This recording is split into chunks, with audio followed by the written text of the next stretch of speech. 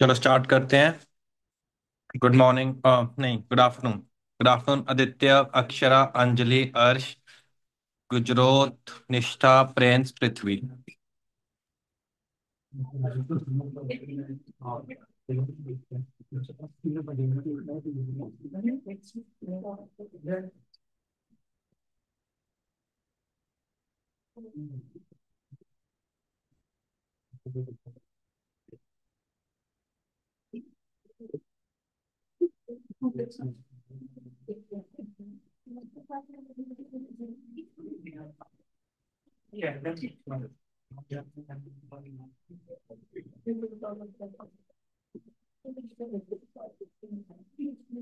Homework किया सबने?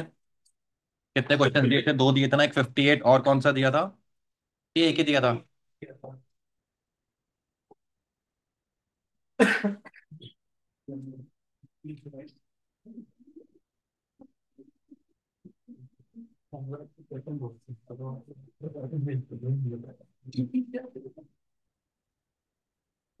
ये चल क्यों नहीं रहा है?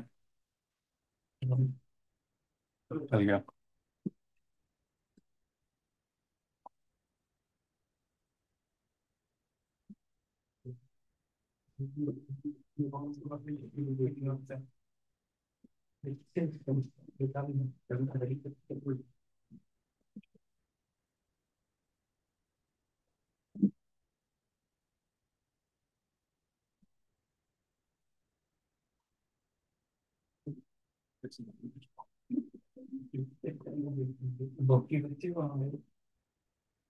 बाकी सारे कहांगे, वही मैं सोच रहा हूँ।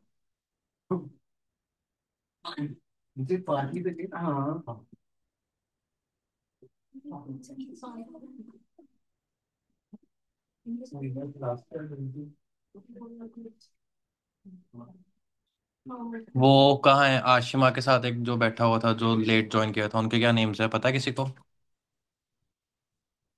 पुनीत है कि पीयूष है? वो सारे थे ना लॉ की क्लास में। बस मेरी क्लास ही नहीं अटेंड करनी होती।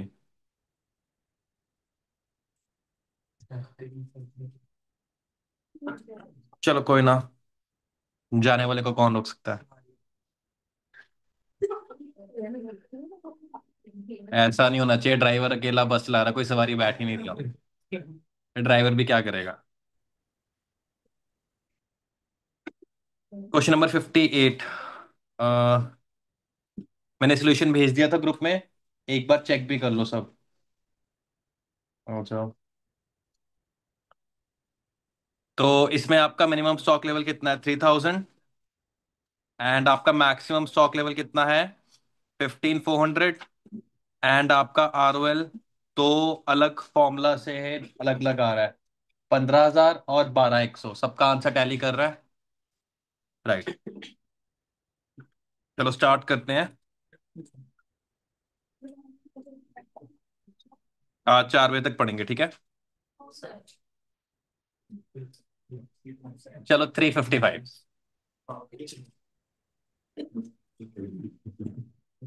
चलो स्टार्ट कर रहा हूँ, क्वेश्चन नंबर 46।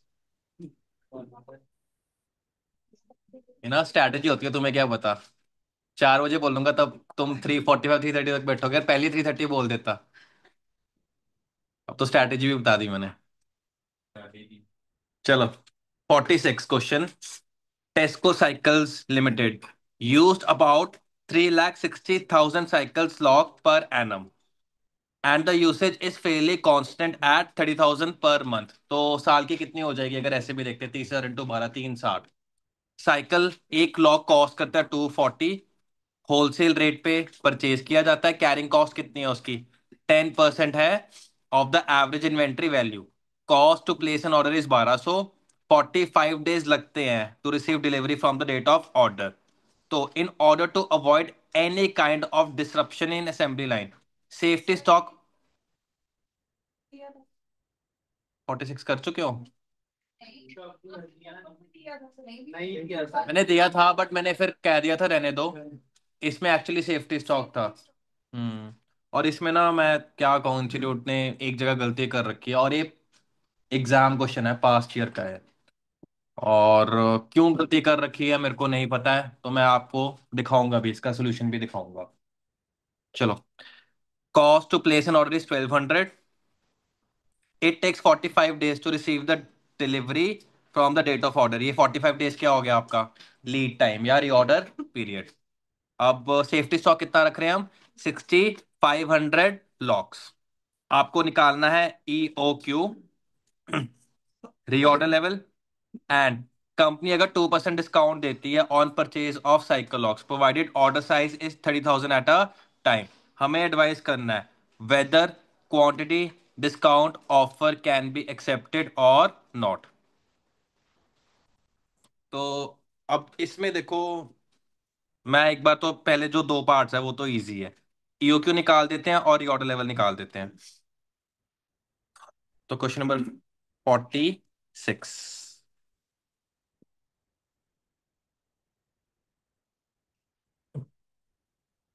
तो जल्दी से EOQ बताओ कितना आ रहा है। EOQ मैं डायरेक्टली लिख रहा हूँ 6000 यूनिट्स। इसमें किसी को डाउट? ये मैं सॉल्व नहीं कर रहा हूँ, ये आप खुद से कर लोगे। 6000। उसके बाद बी में अपने को क्या निकालना है? Reorder level. फॉर्मूला कौन सा यूज होगा? सेफ्टी स्टॉक वाला। प्लस कंजम्पशन यूनिफॉर्म है, तो एवरेज लिखूं या कंजम्पशन ही लिख दूं? कंजम्पशन। और आपका लीड टाइम किस में है? डेज में है ना? तो consumption per day into lead time. Safety stock कितना है? 6500 यूनिट्स। कंजम्पशन पर डे कितना है आपका? साल का 3,60,000 है। साल में कितने दिन है बोला हुआ है? 360 डेज। और लीड टाइम कितना है अपना? 45 डेज। सॉल्व करके बताना कितना है ये। 5100। 51,500 आपका है यूनिट्स। ये है रीऑर्डर लेवल। ठीक है। सी पार्ट में हमें क्या करना है?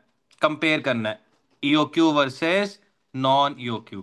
तो कंपनी जो कर रही है वो नॉन EOQ 30,000 जो यूनिट्स कह रही है, तो उस पे वैसे जो होलसेल प्राइस है 240 है, लेकिन वो क्यों कर रही है ज्यादा यूनिट्स? वैसे 6000 ऑर्डर करना चाहिए, क्योंकि क्वांटिटी डिस्काउंट मिल रहा है 2% on the purchase of cycle locks. Right. तो हमें कंपेयर करना है। हमें क्या कंपेयर करना है? इनका purchase cost, ordering cost, carrying cost. तो करते हैं सी पार्ट। तो आपका 3 कॉलम बन जाएंगे, पर्टिकुलर्स। राइट। उसके बाद EOQ एंड नॉन EOQ। तो सबसे पहले एनुअल डिमांड दोनों के इसमें कितनी है? 3,60,000। उसके बाद आपका परचेज प्राइस पर यूनिट कितना है? नॉन EOQ पे कितना है? 240। राइट। नॉन यूके पे EOQ पे कितना डिस्काउंट मिलेगा? 2%। कितना बनाए? 2। राइट। तो आपकी purchase cost, total purchase cost तो ऐसे निकल आएगी। Serial number 1 into serial number 2। तो पहले केस में कितनी आ रही है? 8,64 लाख। और आपका नॉन यूक्यू पे कितनी आ रही है? 8,46,72,000। राइट। उसके बाद अपने को क्या निकालनी है? Ordering cost. तो नंबर ऑफ ऑर्डर्स चाहिए अपने को। नंबर ऑफ ऑर्डर्स, आपका नंबर ऑफ ऑर्डर्स है इस केस में annual demand 3,60,000 divided by your order size. Order size EOQ कितना है? तो कितने आ गए ऑर्डर्स? 60 ऑर्डर्स।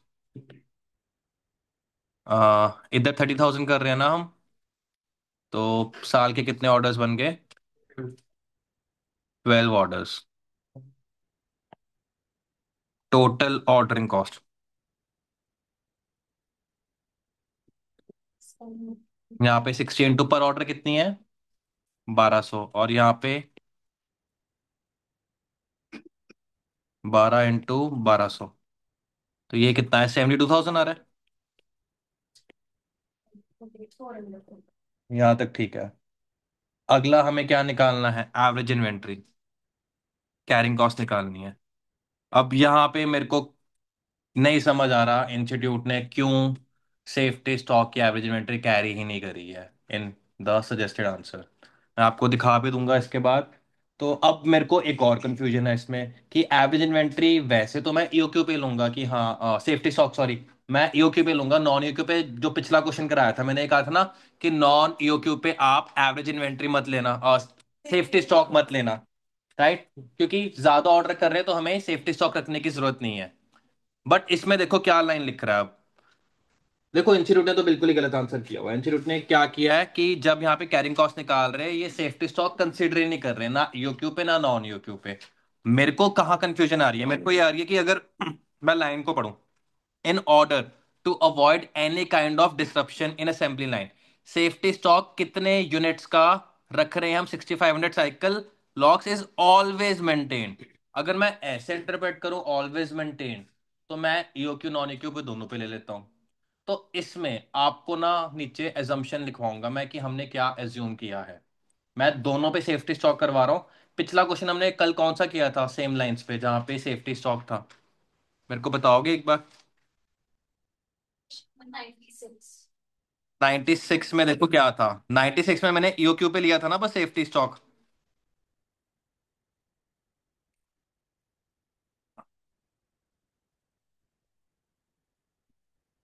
तो उसमें तो ईओक्यू फॉलो कर रहे थे, ठीक है, राइट? तो नहीं, हम नॉन ईओक्यू फॉलो कर रहे थे, ऑर्डर ट्वाइस अ ईयर कर रहे थे, ठीक है। उसमें कुछ सेफ्टी स्टॉक की बात नहीं करी थी पहले कि हाँ कि हम आधा, जो भी एनुअल डिमांड होती है आधा एक ऑर्डर में आधा दूसरे ऑर्डर में। फिर मटेरियल मैनेजर आता है, मटेरियल मैनेजर बोल रहा है कि ईओक्यू रखो, और मटेरियल मैनेजर बोल रहा है कि अब क्या रखो, buffer stock of additional 100 units.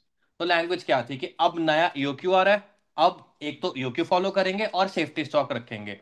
तो मैंने वहां पे क्या किया था, जो नॉन ईओक्यू पहले चल रहा था वहां पे सेफ्टी स्टॉक नहीं था क्योंकि मटेरियल मैनेजर तो तब था नहीं। तो उधर मैंने ये एज्यूम किया था। इस क्वेश्चन में मेरे को क्या करना पड़ रहा है एज्यूम, और मैं सॉरी टू से बट मैं 100% मतलब ये गारंटी नहीं कर सकता कि इसमें आपको कैरिंग कॉस्ट में अगर मैंने जैसे दोनों में एज्यूम किया, इंस्टीट्यूट इसका क्या आंसर देगा। इंस्टीट्यूट ने तो इस वाले केस में दोनों जगह कैरिंग कॉस्ट नहीं लिया जो सजेस्टेड आंसर दिया, मैं आपको शो भी कर दूंगा। आपको लॉजिकली क्या लगता है कि होना चाहिए? अब यूक्यू पे ले कि दोनों पे ले, वो देखो दोनों पे है, क्योंकि लाइन इस तरह कह रहा है और मैं ना assumption फिर इस तरह लिखवाऊंगा ताकि एग्जामिनर में अगर थोड़ा दिमाग हो, वो ये देखेगा कि हम बच्चे ने एटलीस्ट अगर एज्यूम किया सजेस्टेड आंसर से डिफरेंट आ रहा है तो उसने लिखा भी है कि हाँ कि जो लाइन लिखी है मैं उसको ऐसे इंटरप्रेट कर रहा हूँ। और अगर 5 मार्क्स का है क्वेश्चन, अगर उसने गलत करना हो, मेरे ख्याल से उसको 4 मार्क्स तो देने चाहिए। ठीक है, इस क्वेश्चन के लिए मेरे हाथ बंधे हुए हैं। तो मैं एज्यूम कर रहा हूं कि ईओक्यू या नॉन ईओक्यू दोनों में क्या रखा जा रहा है, सेफ्टी स्टॉक रखा जा रहा है। ठीक है, क्योंकि क्वेश्चन की लाइन को ही मैं रिस्पेक्ट दे रहा हूं।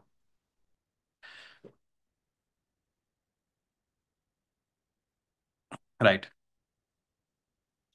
तो average inventory, O Q divided by two, एक तो ये है, फॉर्मूला लिख देता हूं पहले, O Q divided by two plus safety stock.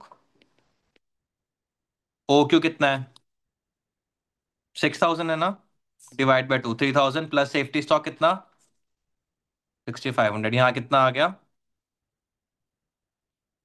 9500। और यहाँ पे 30,000 डिवाइडेड बाय टू प्लस 6500, यहाँ कितना आ रहा है?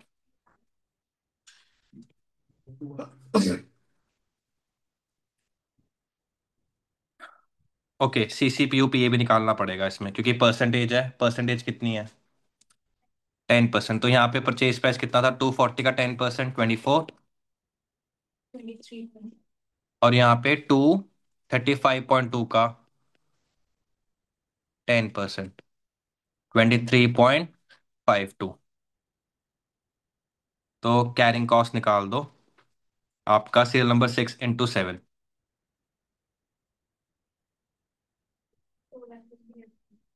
2,28,000,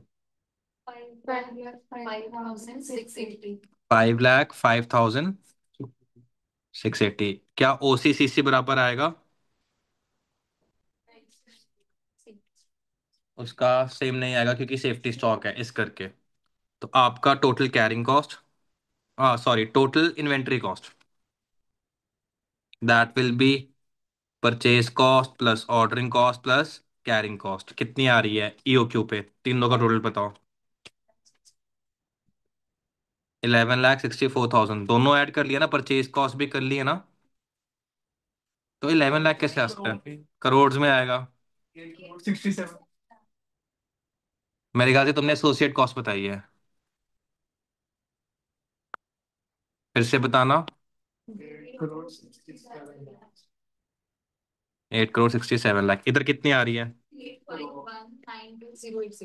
851,9,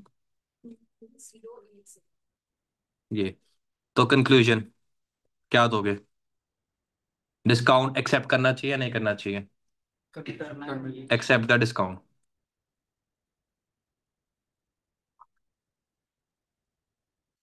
सेविंग्स ऑफ, जितना भी है लिख लेना, सेविंग्स ऑफ रुपीज, दोनों का डिफरेंस। तो बताओ, क्लियर है? अब मैं तुम्हें सजेस्टेड आंसर दिखा देता हूँ इंस्टीट्यूट का। ये बहुत इंपॉर्टेंट है, board of studies knowledge portal, BOS knowledge portal. तो तुम्हें यहाँ पे सारा कंटेंट मिलेगा। इधर तुम्हारा सजेस्टेड आंसर, यहाँ पे तुम्हारे May 24 का है। इसका है तुम्हारा, ये है costing, cost and management accounting, question number 1 दिख रहा है सबको सेम? राइट, इसका सजेस्टेड आंसर दिखा देता हूँ तुम्हें। कैरिंग कॉस्ट देखो कितनी लिया उन्होंने, ऑर्डरिंग और कैरिंग कॉस्ट बराबर कर दी है। कैरिंग कॉस्ट सेफ्टी स्टॉक की उन्होंने कैरी नहीं करी है जब ईओक्यू पे ऑर्डर दे रहे हैं, और जब क्वांटिटी डिस्काउंट दे रहे हैं तब भी कैरी नहीं कर रहे हैं वो। एवरेज इन्वेंट्री आपका कितना आएगा? 30,000 डिवाइडेड बाई 2, 30,000 का हाफ, और 235.2 परचेज प्राइस का 10%। तो उन्होंने सेफ्टी स्टॉक दोनों केस में कैरिंग कॉस्ट, सेफ्टी स्टॉक का कैरी नहीं किया है। ठीक है, अब मैं इसमें एक एजम्पशन लिखवा रहा हूँ, बट आंसर यही बन रहा है इस केस में भी कि आपका डिस्काउंट वाला ही पॉलिसी एक्सेप्ट हो रही है।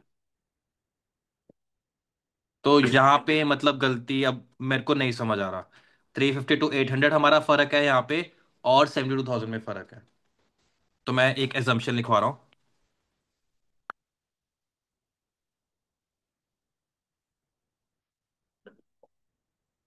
As the question states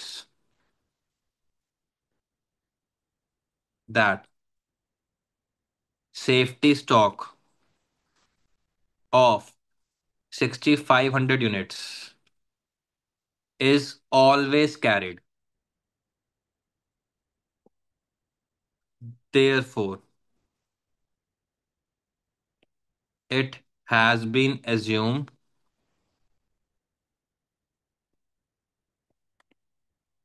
that 6,500 units will always be carried throughout the year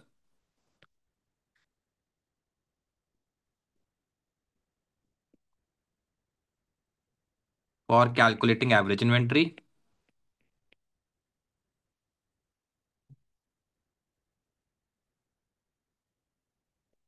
for both EOQ order size and non EOQ order size.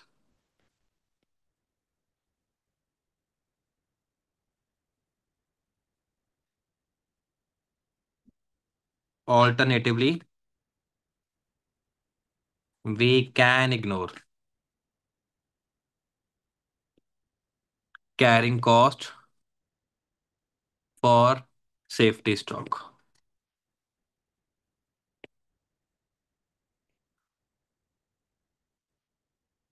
अब 5 नंबर का क्वेश्चन है। हम्म।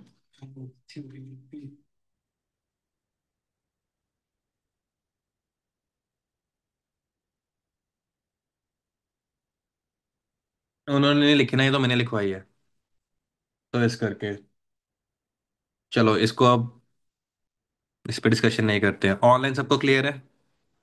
लिख लिया सबने?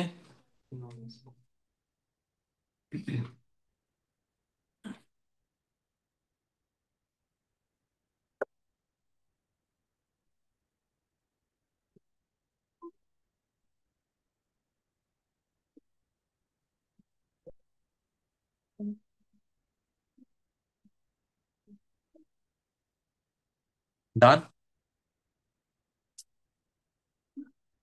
Okay,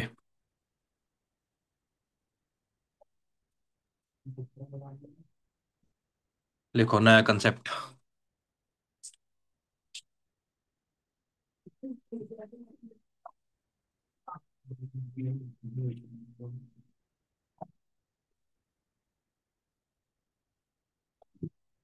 input output ratio.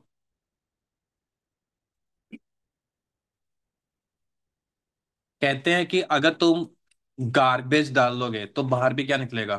Garbage. Garbage in garbage out, ये तुम बहुत सुनोगे जब तुम प्रोफेशनली काम करोगे।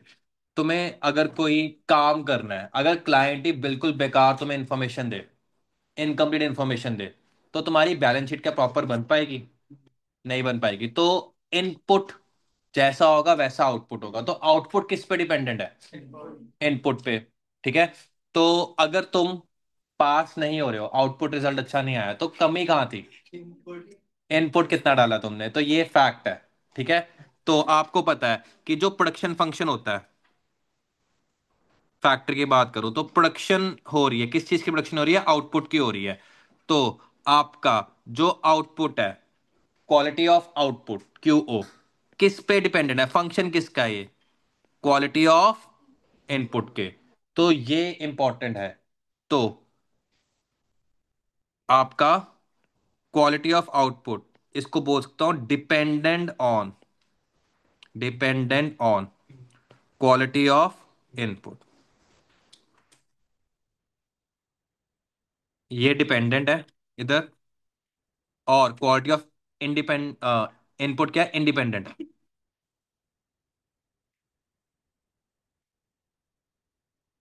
राइट। तो अब तुम्हें क्वेश्चन में ना इनपुट आउटपुट रेशियो दी होगी। तो एग्जाम्पल लेते हैं। एग्जाम्पल लिखो। व्हेन इनपुट, इनपुट को मैं आई लिख रहा हूं, आउटपुट को ओ लिख रहा हूं, रेशियो इज गिवन 3:2। इसका क्या मतलब है? दिस मीन्स, जब ऐसे लिखा होगा कि अगर आप इनपुट कितनी यूनिट्स डाल रहे हो, 3 की 2, इनपुट 3 डाल रहे हो, this means if input is 3 units, then उससे आउटपुट कितने यूनिट्स होगा? Output will be 2 units. Clear हुआ सबको?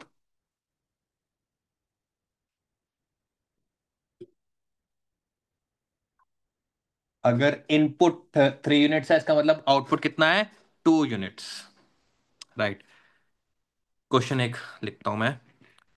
Annual production, annual production let say 30,000 units है। इनपुट आउटपुट रेशियो दिया हुआ 3:2। Calculate AD, annual demand.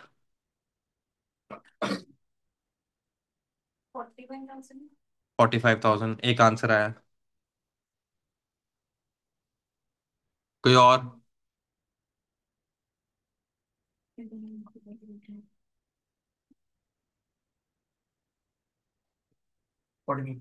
45,000। किसका different answer?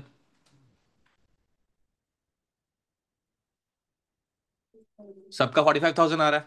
45,000 is the correct answer. थोड़ा सा मिक्स करना पड़ता है ना, कि हाँ कि जान के गलत मैं चाहता था कोई दे, कि ऐसा सस्पेंस सा क्रिएट करो। तो मेरे को है कि तुम कॉन्फिडेंस दिखाओ, मतलब मेरे रिएक्शन से जज ना कर लो कि ये ठीक है गलत है। अपना जो कॉन्फिडेंस है तुम्हारा अपने आंसर पे, उस पे कॉन्फिडेंस रखो।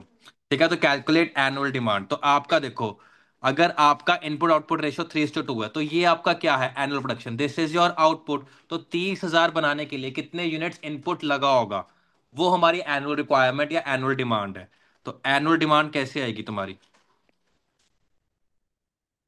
30,000 into 3/2, so that will be 45,000 units. क्या ये निकाल लोगे तुम? अगर तुम्हें एनुअल डिमांड गिवन हो और रेशियो गिवन हो, उससे आउटपुट भी निकालना आना चाहिए। आउटपुट गिवन है और रेशियो है तुम्हारे पास, तो इनपुट भी निकालना आना चाहिए तुम्हें। तो ये था पहला क्वेश्चन। ठीक है, एक और करते हैं। नेक्स्ट, तुम्हें इनपुट आउटपुट रेशियो, रेशियो की जगह किस में दिया होता है, परसेंटेज में। ठीक है, तो परसेंटेज का लिखते हैं। When input and output is given as percentage, अगर परसेंटेज दिया हुआ है, लेट से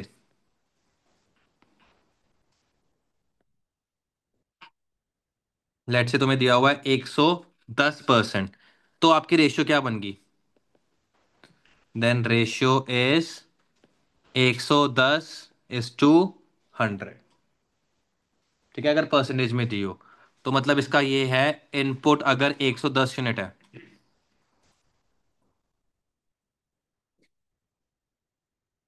देन आउटपुट कितने यूनिट्स निकलेगा, 100 यूनिट्स।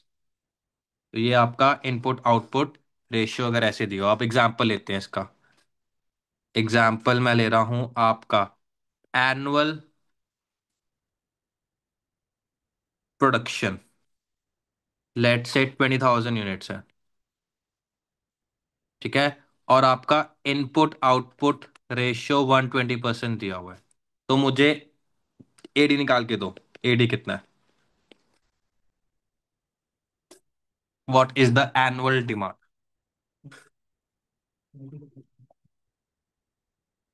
24,000। तो एनुअल डिमांड कैसे आ जाएगा तुम्हारा, 20,000 डिवाइडेड बाय 120% होगा, कि इनटू होगा, इनटू होगा, इनटू 120%, तो 24,000। तो ये सब निकाल लेंगे। इंपॉर्टेंट है ये कि गलती कंफ्यूज मत कर देना। अब जान के पता क्या करेगा वो, हो सकता है क्वेश्चन में तुम्हें एनुअल डिमांड पहले ही दे दे और साथ में इनपुट आउटपुट रेशियो भी दे दे, और यू क्यू निकालना हो। तुम्हारे लिए इनपुट आउटपुट रेशियो का कोई यूज है उस केस में, जान के तुम्हें कंफ्यूज करने के लिए। एनुअल डिमांड भी दे रहा है जिसकी तुम्हें जरूरत है यू क्यू निकालने के लिए या ऑर्डर साइज निकालने के लिए, और साथ में इनपुट आउटपुट रेशियो भी दे रहा है। आउटपुट नहीं दे रहा, इनपुट दिया हुआ है तुम्हें ऑलरेडी। तो तुम क्या उसको यूज करके गलत कर दोगे, फिर वो चीज का ध्यान देना बहुत जरूरी है। इंस्टीट्यूट जान के कुछ ऐसी इररेलेवेंट इन्फॉर्मेशन दे सकता है जो यूज ही ना होनी हो। ओके, तो ऑनलाइन सबको क्लियर है इनपुट आउटपुट रेशियो। सर अगर ऑलवेज नहीं होता, फिर नॉन यूक्यू में ऐड होता सेफ्टी स्टॉक, तब नहीं करते, लेकिन फिर भी प्रिंस एजम्पशन लिख देते तुम कि हाँ कि मैंने यूक्यू क्योंकि ऑर्डर साइज छोटा है, तो फिर सेफ्टी स्टॉक वहां पे कैरी कर रहा हूँ, जैसे मैंने पिछले क्वेश्चन में कराया तुम्हें 96 नंबर में। और नॉन यूक्यू पे तुम सेफ्टी स्टॉक फिर कैरी नहीं करते। बट अब ये सोल्यूशन देखने के बाद ना, जो अभी May 24 का था, सेफ्टी स्टॉक के केस में तुम कैरिंग कॉस्ट जब भी कैलकुलेट कर रहे होगे ना, उस पे नीचे लिखाना कि तुमने कैरी ऐसे कैलकुलेट किया है। ऑल्टरनेटिवली आप उसको इग्नोर भी कर सकते थे या दोनों में ले सकते थे, कुछ भी कर रहे हो उसका नीचे एक लिखाना लाइन।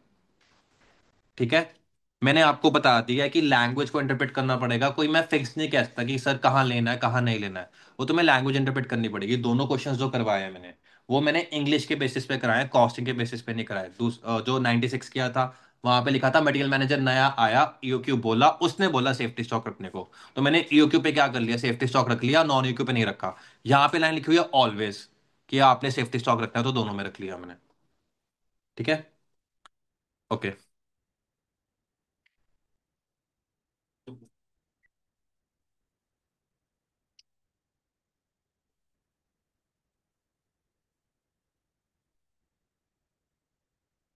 क्वेश्चन 72 पे आ जाओ।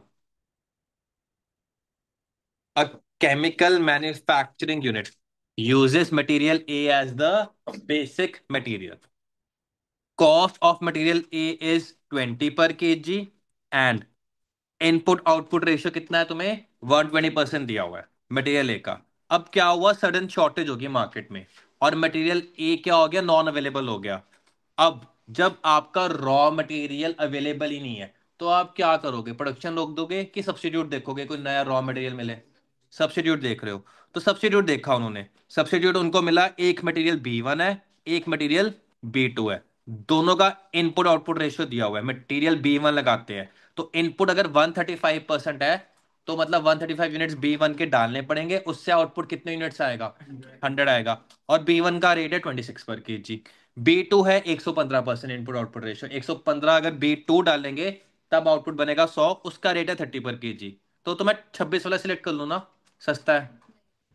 किस रीजन की वजह से हो सकता है कि बी 2 बेटर हो, क्योंकि इनपुट जिसमें ज्यादा लग रहा हो तो ओवरऑल कॉस्ट उसकी ज्यादा आ रही हो बी 2 की, तो कैलकुलेट ही करना पड़ेगा।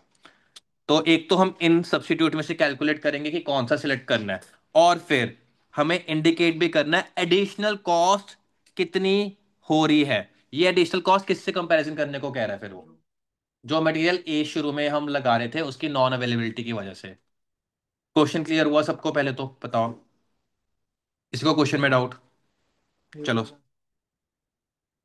देखो आपका एक रॉ मटेरियल है, सपोज इसको बनाने के लिए प्लास्टिक चाहिए होता है, ठीक है। प्लास्टिक आपका अनअवेलेबल हो गया, या व्हाइट कलर का प्लास्टिक अनअवेलेबल हो गया, तो तुम क्या देखोगे, सब्स्टिट्यूट देखोगे। तुम ये तो नहीं है कि प्रोडक्शन रोक दोगे, तो प्रोडक्शन नहीं रोकोगे आपने। सब्स्टिट्यूट्स देखे, मार्केट में दो सब्स्टिट्यूट्स अवेलेबल है, बी 1 एंड बी 2, ठीक है। अब पंकज इसको भूल दो अभी के लिए, क्वेश्चन को। आपके पास दो है, एक बी 1 एक बी 2, लेट्स एज्यूम बी 1 को जब यूज करते हो तो 3 यूनिट्स यूज होते हैं, एक बनाने के लिए 3 यूनिट्स यूज होते हैं, ठीक है। और बी 2 को बनाने के लिए सपोज दो होते हैं। बी 1 का रेट है लेट से 100 पर केजी, और बी 2 का रेट है 120 पर केजी। एक बनाने के लिए यहाँ 3 लग रहे हैं और यहाँ 2 लग रहे हैं, तो तुम कौन सा सिलेक्ट करोगे, क्या सस्ते वाला कर लोगे। कितना लग जाएगा एक फिनिश प्रोडक्ट बनाने के लिए, अगर 100 पर केजी लग रहा है और 3 केजीज चाहिए तुम्हें, कितना लग जाएगा टोटल खर्चा। 300 लग जाएगा। दूसरे में कितना लगेगा, 240। तो कौन सा सिलेक्ट करोगे, 240 वाला, चाहे उसका रेट पर केजी महंगा हो, है ना। तो ये पता ना कि हाँ कम यूनिट लग रहे हैं। क्लियर हुआ सबको, तो ये चीज है। फिर उसके बाद कंपेयर करना है ओरिजिनल मटेरियल ए से, सेम कंसेप्ट से, कि ओवरऑल कॉस्ट सबसे ज्यादा कम कहाँ आ रही है, कितना कॉस्ट एडिशनली इंकर करना पड़ा सब्स्टिट्यूट की वजह से। ओके चलो स्टार्ट करते हैं। क्वेश्चन नंबर है ये आपका, राइट, 72। तो लिखो, for 1 unit of output, for 1 unit of output, input required. पहला आपका बी 1 कितना केजीज होगा, अगर 1 यूनिट है तो कितना केजीज होगा, 135 डिवाइडेड बाय 100, 1.35 केजी, है ना। नहीं, इतना ही है ना। हाँ फिर बोलो, हाँ ठीक है, मेरे को डाउट क्रिएट कर रहे हो माइंड में। दूसरे का कितना होगा फिर, 115 divided by 100, that means 1.15 KG. यहाँ तक क्लियर है। अब कॉस्ट इनकर देखते हैं 1 यूनिट को बनाने के लिए। Cost incurred to produce 1 unit of output,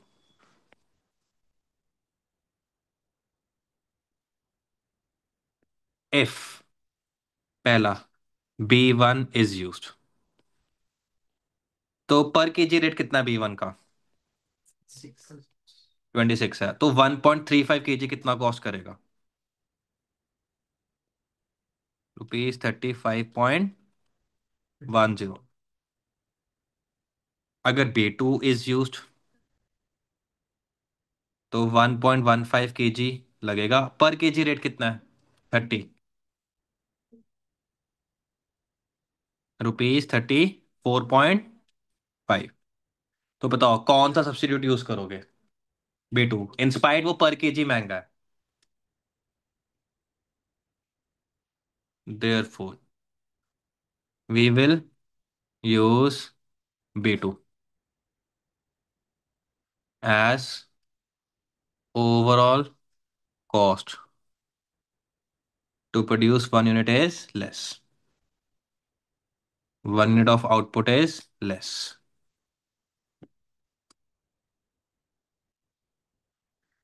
okay, यहाँ तक क्लियर है सबको? अब हमें किसके साथ कंपेयर करना है इसको? जो हम मटेरियल ए लगाते थे ओरिजिनली। यहाँ तक लिख लिया सबने? बताओ। लिख लिया? चलें। अब एडिशनल कॉस्ट निकालना है हमें। Additional cost. तो आपकी एडिशनल कॉस्ट क्या आएगी? Cost when B2 is used minus cost when original raw material A is used. Original raw material A is used. Additional cost per one unit of output.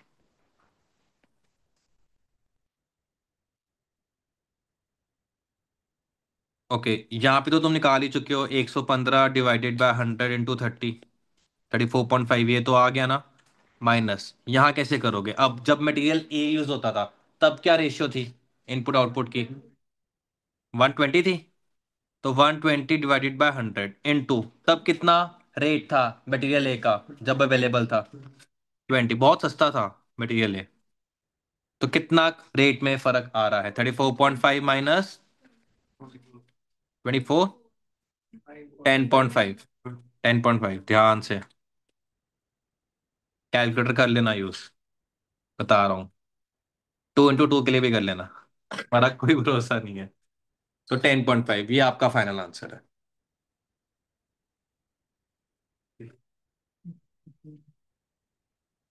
Clear है सबको Pankaj? Online सबको clear है? Thums up करो जल्दी से।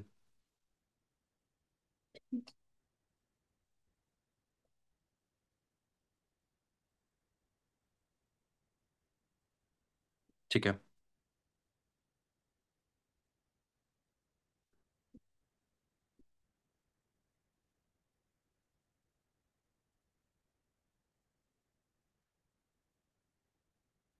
आ जाओ अब question 94 में। One of the most important questions of material chapter.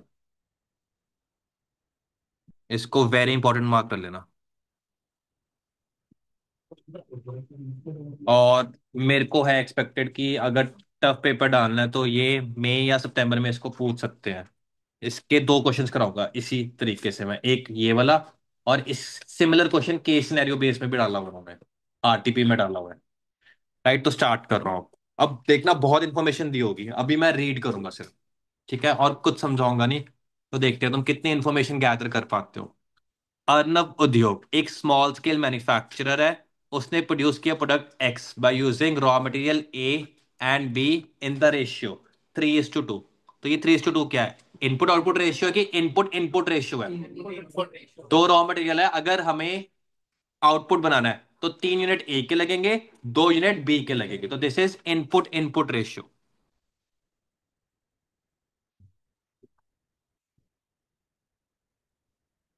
Input input ratio for output. Right. Material A is perishable in nature, important है ये, और ये तुम्हें तंग करेगा वर्ड। पेरिशेबल इन नेचर का मतलब क्या है? कि क्या उसकी लाइफ बहुत ज्यादा है कि बहुत जल्दी खराब हो जाता है? बहुत जल्दी खराब हो जाता है। और कितने दिन में खराब हो जाता है? If not use with in 5 days of purchase it becomes obsolete. तो मतलब जैसे मिल्क है, मिल्क क्या हम 1 साल रख सकते हैं? कितनी जल्दी हो जाएगा वो?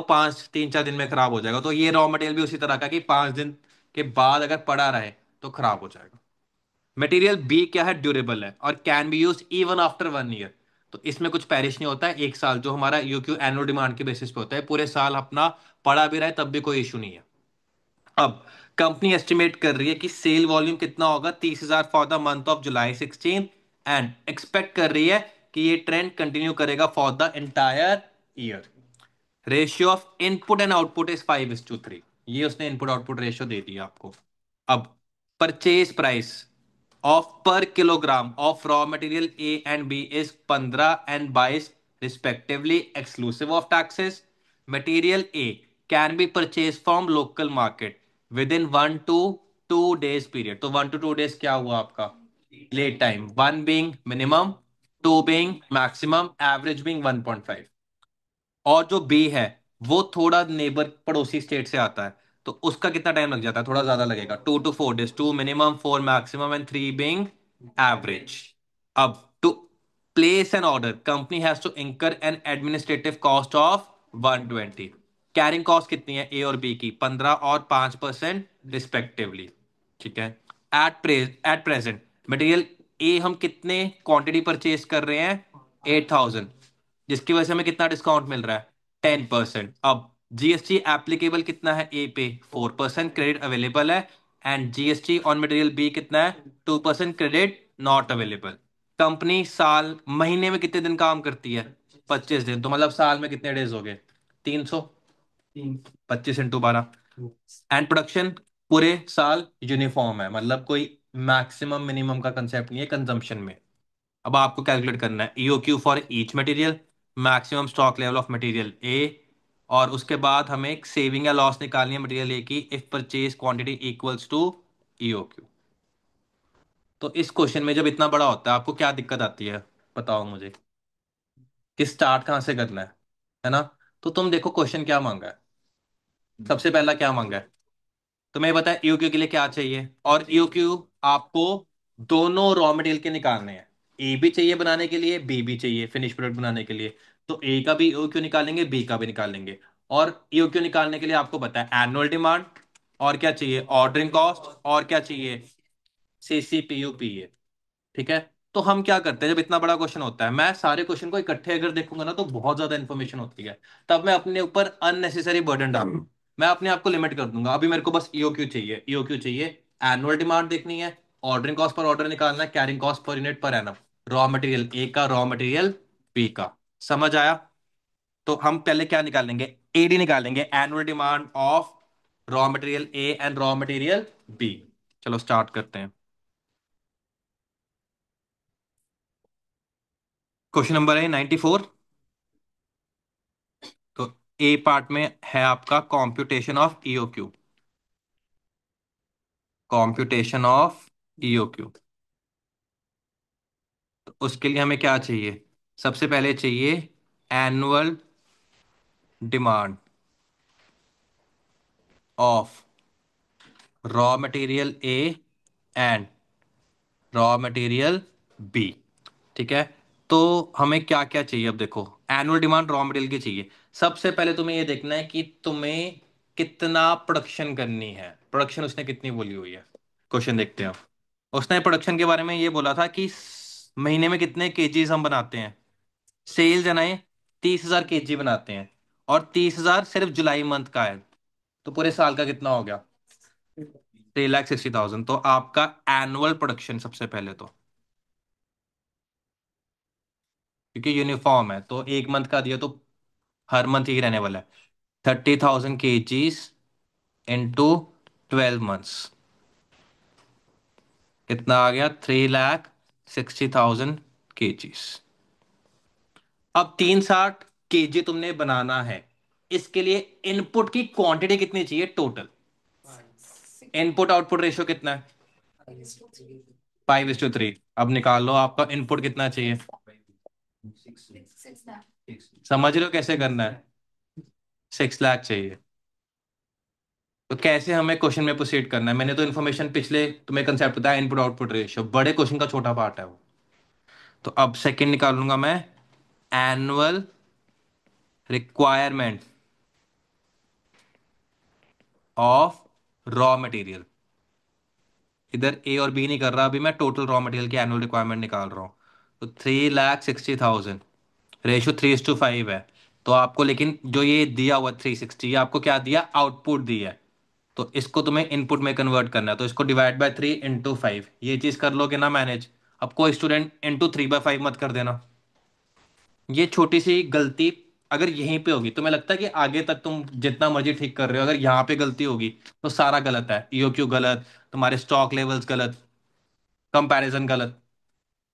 तो इंपॉर्टेंट है। डोमिनो इफेक्ट समझते हो कि एक आप डाइस गिरते हो उसके साथ सारी डाइसेस लगी होती है, सारी गिर जाती है।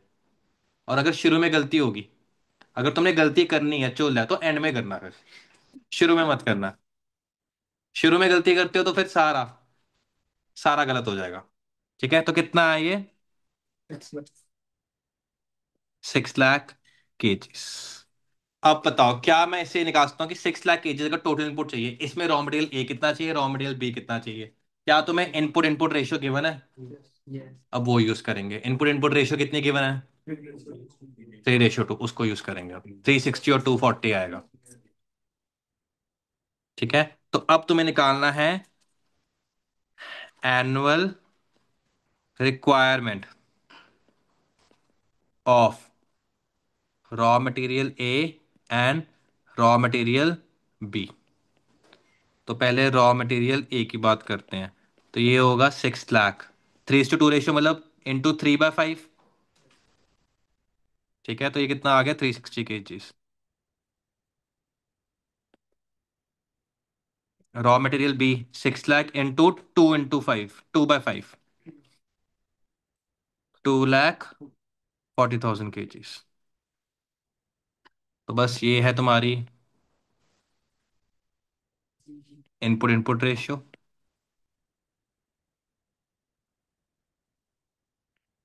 जो मैं रेड से लिख रहा हूँ तुम्हें एग्जाम में नहीं लिखना है। और ये तुम्हारी क्या थी?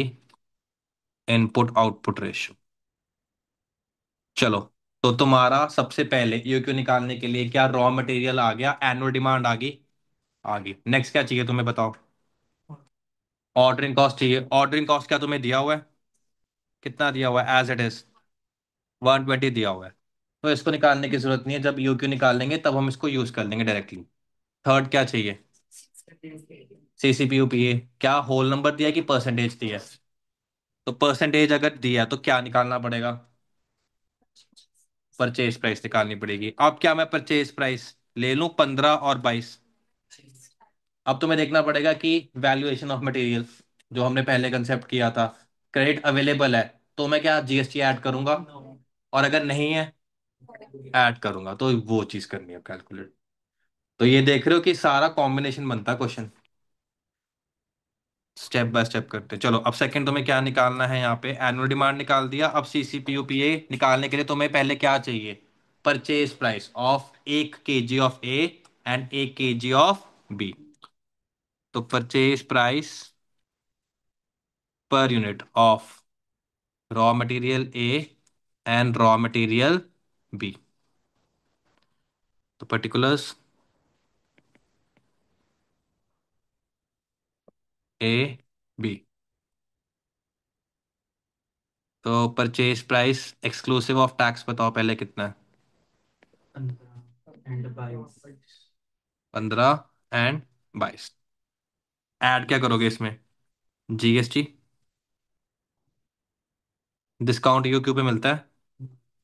फिर जीएसटी बताओ कितना परसेंट है? ए में क्या ऐड होगा? नहीं। तो यहाँ पे लिख दो क्रेडिट अवेलेबल।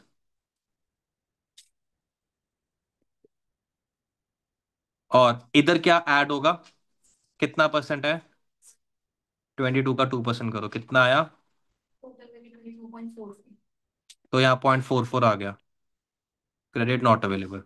इसको मैं थोड़ा सा मतलब बड़ा करके कर रहा हूँ प्रेजेंटेशन मतलब।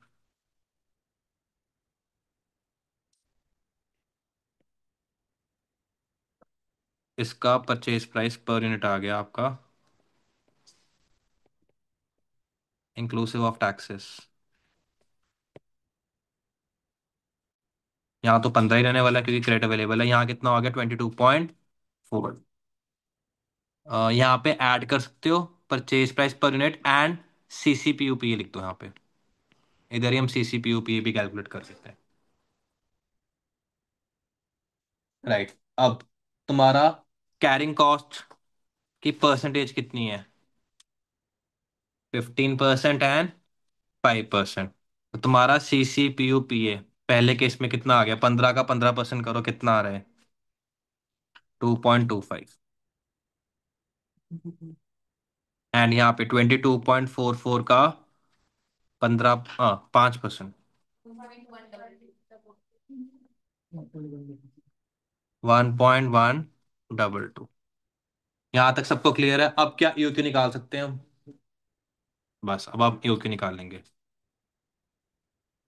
E O Q is equal to 2 into AD into OC divided by CCPU P। तो सबसे पहले EOQ of raw material A, annual demand कितनी है उसकी? ऑर्डरिंग कॉस्ट दोनों की सेम है, कितनी कितनी है? 120। और यहाँ पे सीसीपीयू पे कितना था? 2.25। कितना है ये? 6197 kgs कर लो इसको। क्लियर है सबको? EOQ of raw material B, 2 into 240 into 120 divided by 1.122। 7165 kgs। तो तुम्हारा पहला पार्ट डन है। 10 नंबर का क्वेश्चन है, 3 नंबर आ गए हैं। ईओ क्योंकि तुम्हें क्या लगता है कितने मार्क्स देंगे वो? 3 पार्ट्स है और 10 नंबर से ज्यादा क्वेश्चन हार्डली आता है। अकाउंट्स में आ जाता है कई बार 14 मार्क्स का पूरा फुल फ्लैज आ जाएगा। तुम्हारा कॉस्ट में मैक्सिमम जो है 10 मार्क्स का ही आएगा, 8 to 10 मार्क्स ही होते हैं हाईएस्ट। तो पहला पार्ट डन है। क्लियर है सबको? राइट। सेकंड, क्लियर है पंकज? आपको, हाँ, मैक्सिमम स्टॉक लेवल किसका निकालना है? मटेरियल ए का मैक्सिमम स्टॉक लेवल का फॉर्मूला पता है तुम्हें? चलो करते हैं। अब B part,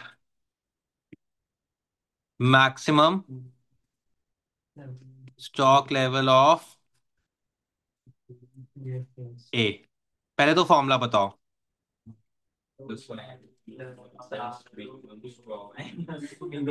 minus consumption, consumption लिखूंगा मैं, per day into minimum reorder period या लीड टाइम। राइट। अब तुम्हें आरओएल क्या है तुम्हारे पास? नहीं है। तो तुम्हें अलग से नीचे रीऑर्डर लेवल भी निकालना पड़ेगा, reorder level of material A. Reorder level का फॉर्मूला क्या होता है? तो कंजम्पशन ही लिख देता हूं मैं, क्योंकि कंजम्पशन यूनिफॉर्म है। Consumption per day into maximum reorder period. Consumption per day कितना है रॉ मटेरियल ए का? आपका साल का कितना है? 360 है। साल में कितने डेज है?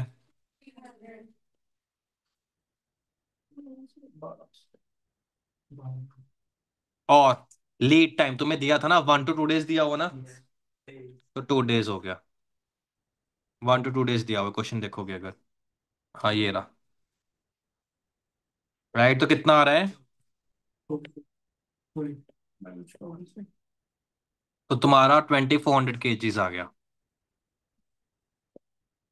क्लियर है सबको? आर ओ क्यू बताओ कितना है? 6197 लिख लिया सबने? 6197 लिख के काट दो। जब दोनों दिया हो, आर ओ क्यू और ईओ क्यू, तो कौन सा लोगे?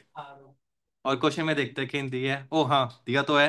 एट प्रेजेंट मटेरियल ए कितने का परचेज, कितना क्वांटिटी परचेज कर रहे हैं हम ऑलरेडी? कंपनी कर रही है, तुम कहते नहीं कंपनी कर रही है, मैं तो मानूंगा नहीं उसको, मैं तो ईओ क्यू मानूंगा जो मैंने कैलकुलेट किया हुआ है। तो तुम्हारा आर ओ क्यू कितना है? 8000। कंपनी डिस्काउंट ले रही है तो कहते नहीं, ईओ क्यू ही है, बस मैंने ईओ क्यू ही पढ़ा है। तो कंपनी जो कर रही है उसको रिस्पेक्ट दो और फॉर्मूले को भी रिस्पेक्ट दो। आपका आर ओ क्यू मैंने नोट दिखा दो, लिखवाया हुआ है मैंने, करवाऊं चेक? हाँ पंकज, करवाऊं? तो यहाँ पे ईओ क्यू लेना है, सॉरी आर ओ क्यू लेना है। तो 8000 लेना है आपने। लिखो यहाँ पे, always take R O Q.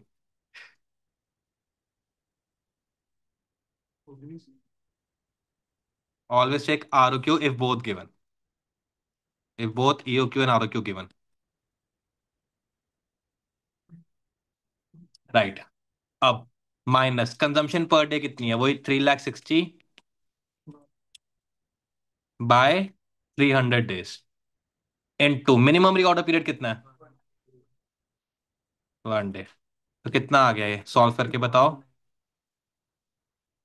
9200 KGs. तो मैक्सिमम स्टॉक लेवल तुम्हारा 9200 आ गया। बट 9200 करेक्ट आंसर नहीं है। सॉल्व करना है बट करेक्ट आंसर नहीं है मैक्सिमम स्टॉक लेवल का। 9200 निकाल लिया पहले तो। अब इमेजिन करो तुम्हारे पास 2400 है जब रिकॉर्डर लेवल है। ऑर्डर साइज कितना आ गया तुम्हारे पास, 9200 आ गया। अब मुझे बताओ कि क्या तुम जो स्टॉक आया है सारा स्टोर करोगे कि सारा स्टोर करने का फायदा नहीं है। मटेरियल ए की नेचर क्या है, कितने दिन में खराब हो जाता है, 5 डेज में। अब तुमने 9200 स्टोर कर लिया, ठीक है। पहले दिन कितनी कंजम्पशन हो रही है, कंजम्पशन तुम्हारी यूनिफॉर्म है। कितनी है, 1200 है ना कंजम्पशन, कितनी थी, 360 डिवाइड बाई 300 कितना है, 1200।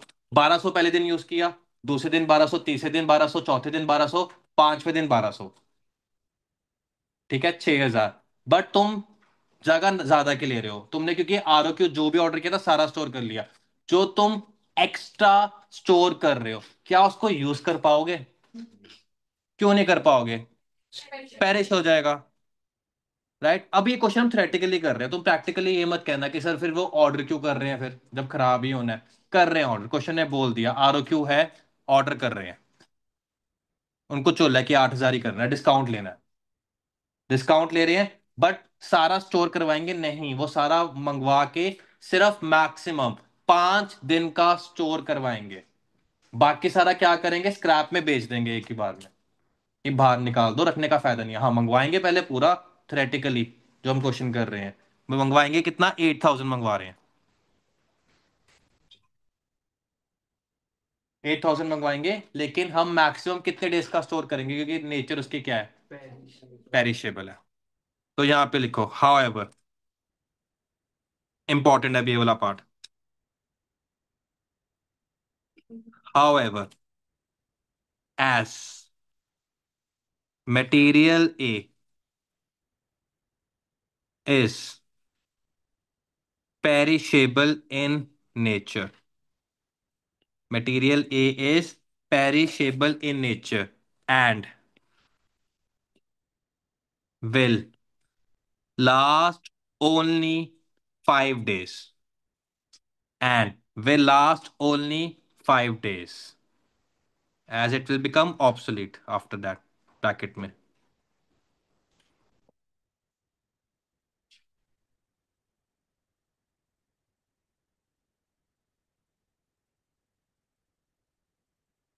we will take maximum stock level 1200 per day की जो कंजम्पशन है आपकी, ठीक है। और कितने दिन लास्ट करता है, 5 डेज, 6000 केजीज।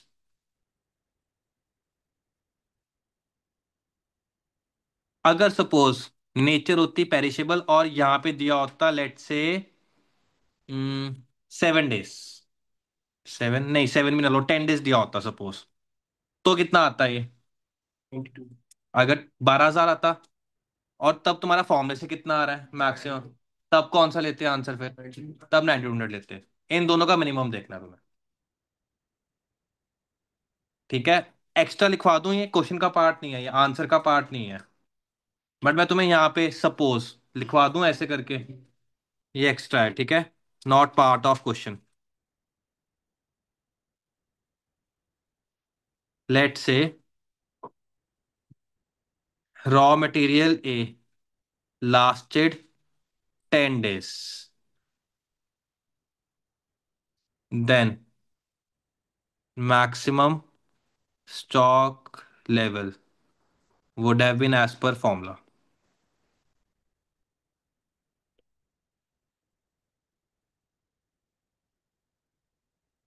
कितना है? 9200 kgs.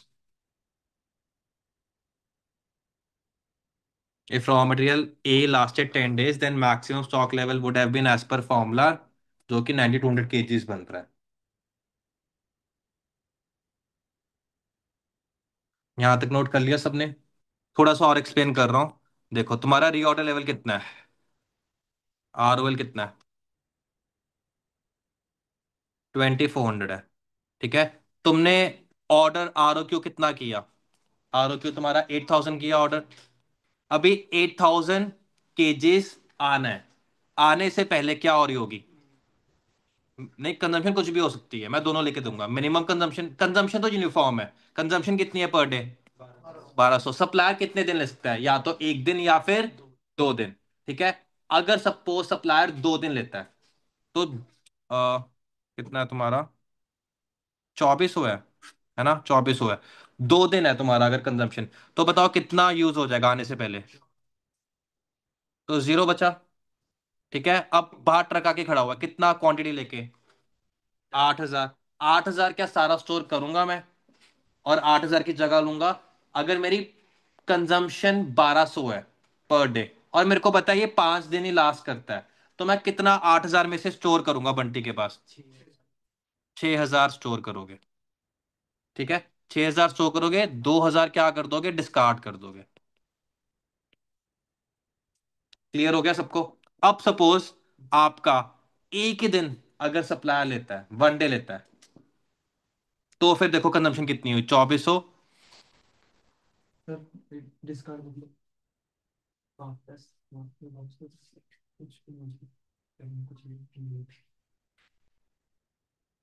डिस्कार्ड मतलब कि मैं उसको आ गया सामान मेरे पास, बट मैं बाहर डस्टबिन में फेंक दूंगा. नहीं समझ आया? पंकज देखो मेरी बात सुनो. तुम्हारा 2400 कैरी ऑर्डर लेवल है. तुमने 2400 पे क्या करना है?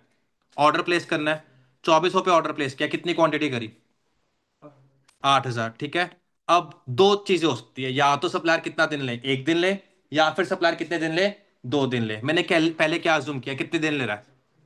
2 दिन ले रहा है. 2 दिन में कंजम्पशन कितनी हो जाएगी? 1200 पर डे है. 24 होगी. आपका स्टोर में कितना पड़ा हुआ है? जीरो पड़ा हुआ है. जीरो हो गया. अब ट्रक आके बाहर खड़ा है. इसके अंदर कितना है? 8000 है. कितना बंटी के स्टोर में डलवाओगे? क्या 8000 पूरा डलवा लूं? क्यों 6000 डलवाओगे? क्या 2000 को मेरे को स्टोर करने का कोई फायदा है अगर मेरा पक्का है 1200 ही पर डे कंजम्पशन होती है और 5 दिन ही लास्ट करता है? बताओ. बताओ सब. 6000 रख लूंगा मैं. 2000 तुम कहोगे वापस, वापस भेज दे, फिर वो डिस्काउंट नहीं देगा. वो वापस करेगा ही नहीं. वो कह रहा है कि फिर मंगवाया क्यों तूने? ये मान के चलो थ्योरेटिकली कर रहे हैं, प्रैक्टिकली नहीं कर रहे, असल में नहीं हो रहा. अब क्वेश्चन बोल रहा है कि 8000 ऑर्डर करके 2000 क्या करूंगा मैं इस केस में? डिस्कार्ड करूंगा. उसको स्टोर करने का फायदा है कुछ? वेस्टेज है तो है. या तो फिर ऑर्डर मत करो. क्वेश्चन ही कह रहा है 8000 ऑर्डर कर रहे हो तुम. क्लियर हुआ? सेकंड केस लेते हैं. कितना टाइम लिया? अगर मैंने अभी तो 2 डेज बोला है, अब कितना ले रहा है? Suppose 1 day. 1 डे लेता है, तब कितना हो जाएगा? तो स्टोर में कितना पड़ा है अब? ट्रक कितने केजीज लेकर आ गया? 8000. अब मैं इसमें से अनलोड कितना कराऊंगा? हाँ, 4800 अनलोड कराऊंगा. और डिस्कार्ड कितना कर दूंगा मैं? 3200 डिस्कार्ड कर दूंगा. क्योंकि 1200 ऑलरेडी पड़ा है पहले का, प्लस 4800, 6000 हो गया. 5 दिन ही लास्ट करेगा. उससे ज्यादा रखूंगा तो वो पड़ा पड़ा स्टोर में खराब ही होगा. समझ आ रहा है? देखो बहुत इस लेवल की अगर मैं एफर्ट डाल रहा हूं तो तुम्हें कंसेप्चुअली समझ आए. सबको क्लियर है? ऑनलाइन थम्स अप कर दो, अगर नहीं है क्लियर थम्स डाउन कर दो.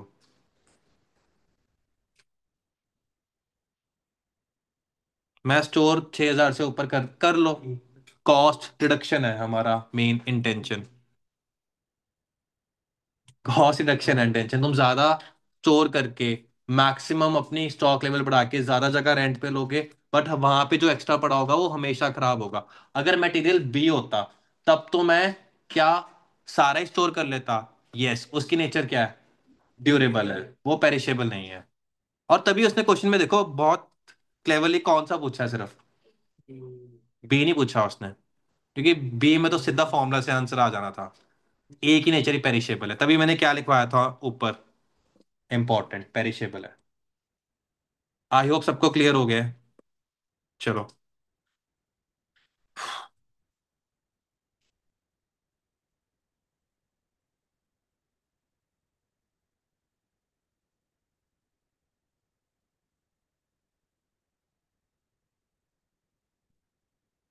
ओके, बी पार्ट सबको क्लियर है।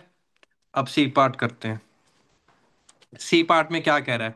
कैलकुलेट सेविंग्स या लॉस इन मटेरियल ए। अगर परचेज क्वांटिटी इक्वल्स क्या है, ईओक्यू, तो क्या कह रहा है? Compare EOQ versus non EOQ. Start करते हैं।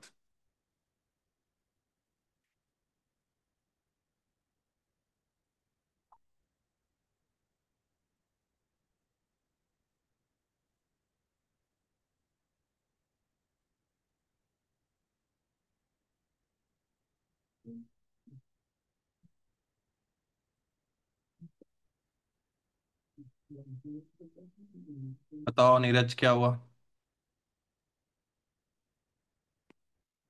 सबसे पहले एनुअल डिमांड बताओ, कितनी है? ईओक्यू या नॉन ईओक्यू, दोनों केस में कितनी है? 3,60,000।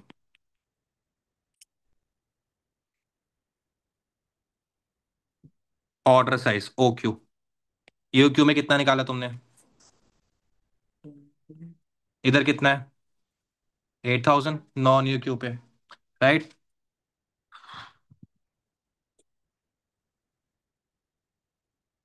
परचेज प्राइस को बाद में करते हैं। सबसे पहले number of orders. Number of orders तुम कितने करोगे? 58 करोगे ना? 58 इज द रॉन्ग आंसर। तुम्हें साल में कितने यूनिट चाहिए? 360 चाहिए, है ना? हर बार कितना ऑर्डर कर रहे हो यूट्यूब पे? 6197। क्या 6197 पूरा यूज कर पाओगे, कि उसमें से कितना डिस्कार्ड करना पड़ेगा? हर ऑर्डर में 197 डिस्कार्ड होगा। तो तुम एक ऑर्डर में यूज कितना कर सकते हो? 6,000। तो 6,000 ऑर्डर 6197 करोगे, परचेज 6197 करोगे, लेकिन यूज कितना करोगे? 6,000। तो 360 की अगर डिमांड पूरी करनी है तुम्हें, तो तुम्हारे नंबर ऑफ ऑर्डर 60 होंगे, नॉट 58। क्या कह रहे हो कि ये क्यों हो रहा है ऐसे? इतना टफ क्या है? तभी मैंने कहा था ये क्वेश्चन सबसे इंपॉर्टेंट है। अच्छा, तुम्हें लग रहा है मैंने क्वेश्चन खुद बनाया ना ये? ऐसा लग रहा है कि तुम्हें तंग करने के लिए, हाँ मैं अपनी क्लास में करवाऊं, है ना? बोल दो साहिल ये सच है सर। ये झूठ है। तुम्हें इंस्टीट्यूट का अभी दिखाऊंगा मैं कि उन्होंने एक्चुअली इस लेवल के क्वेश्चंस पूछे हुए हैं। नहीं। हाँ, उधर उधर भी सेम आएंगे बिल्कुल। करते हैं अभी। पहले बताओ यहाँ पे नंबर ऑफ ऑर्डर्स कितने आएंगे? 60 आएंगे। इसका मैं नोट भी लिखवा देता हूँ। इसको इंपॉर्टेंट मार्क कर लो।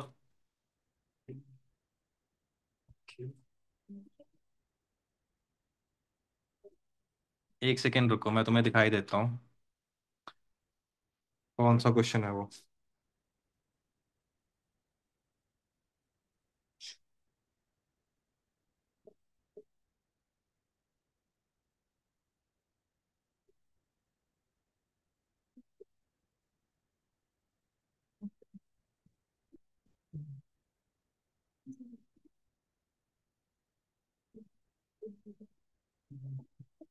अभी May 24 का तुम्हें पास्ट ईयर पेपर दिखाया ना? अब May 24 की तुम्हें आरटीपी दिखाता हूँ मैं।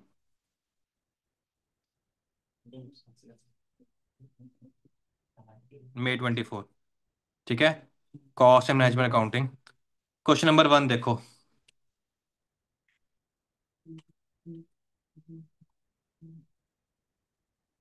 मटेरियल ए का नेचर देखो, पेरिशेबल।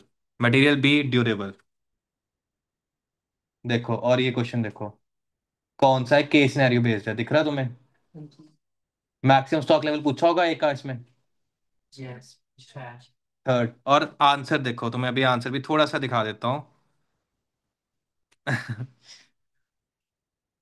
पूरा तो तुम्हें सॉल्व करना है ना ये।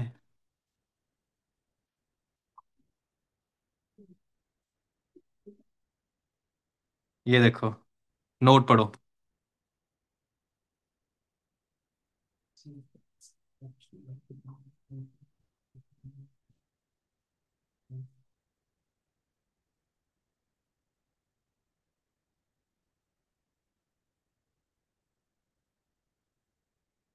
मैक्सिमम स्टॉक लेवल देखो उन्होंने कैसे निकाला है।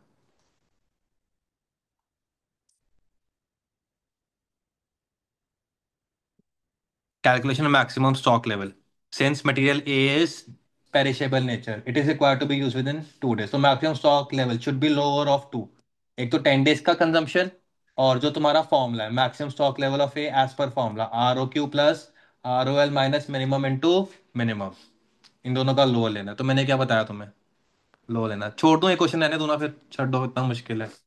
बताओ, तुम बोल दो, मैं छोड़ दूंगा इधर। ठीक करवाओ। तुम कह रहे हो, देखो मैं कुछ नहीं कह रहा।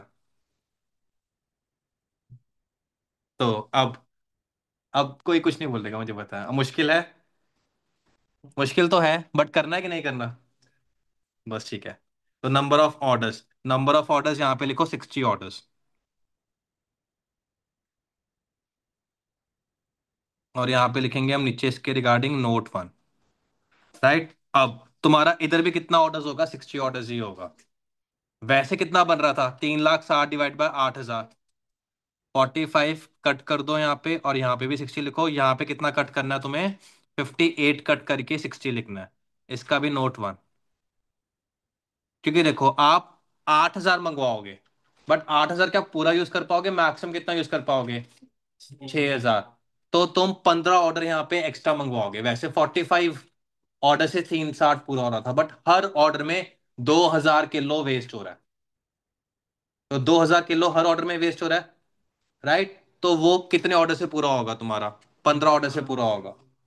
ठीक है, 45 इंटू 6,000 करो, कितना बनता है?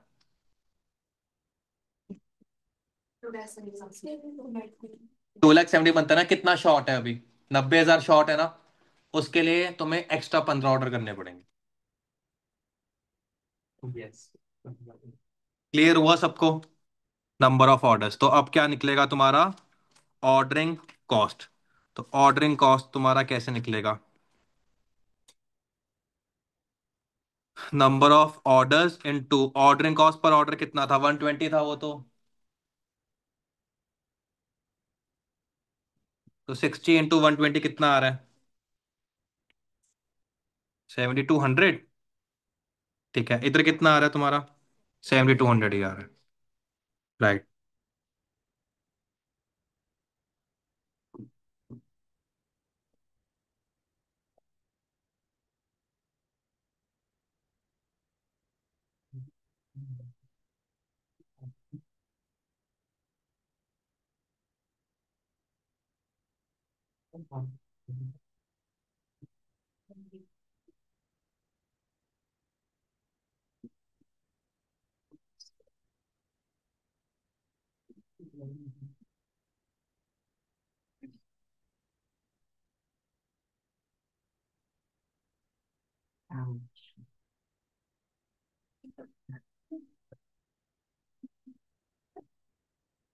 राइट, उसके बाद नेक्स्ट क्या है तुम्हारा?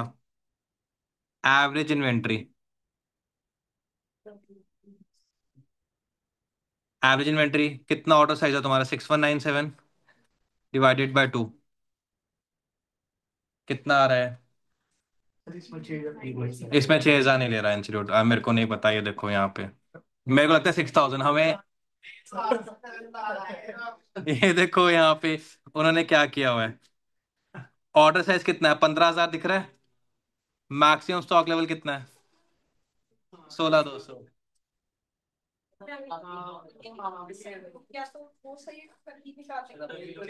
देखो, अब वो पता है क्या assume कर रहे हैं? जो हमारा एक्स्ट्रा मंगवाया हुआ है उसको ना स्क्रैप में बेचने के लिए टाइम लग रहा है, तो वो बंटी के स्टोर के बाहर पड़ा हुआ है। उसकी कैरिंग कॉस्ट आ रही है।